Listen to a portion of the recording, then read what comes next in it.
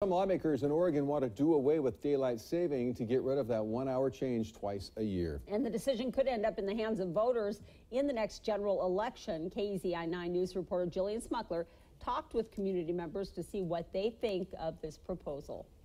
Republican State Senator Kim Thatcher introduced the measure earlier this month, but as of now, a committee hearing still hasn't been scheduled. If it does eventually pass the House and Senate, it would be up to voters to decide if they want to get rid of the twice-yearly clock change in the next general election. I personally would vote no on making daylight savings year-round, just because as a mom who has a baby that goes to daycare every morning, I don't really want to have to walk. You know, when it's dark out and there's not a lot of people around, that just feels a little dangerous to me. You feel very vulnerable with your child, you know, when you're walking around, and especially in the dark, it's just not safe.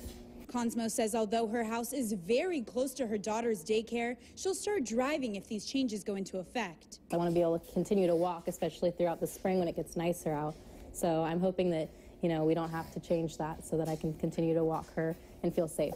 Cosmo says if we no longer fall back or spring forward, many parents are going to worry even more about their kids. I think most moms are going to be kind of, with me on this one, which is that they're not going to want it to be dark out any more than it already is. Last year, 60% of California voters approved a measure to make daylight saving permanent. Washington lawmakers are considering a similar measure, saying it would be best if all the West Coast states were synced up. Only time will tell if it passes in Oregon, but if it does, it would take effect at 2 in the morning on November 7th, 2021. Reporting in Eugene, Jillian Smuckler, KEZI 9 News.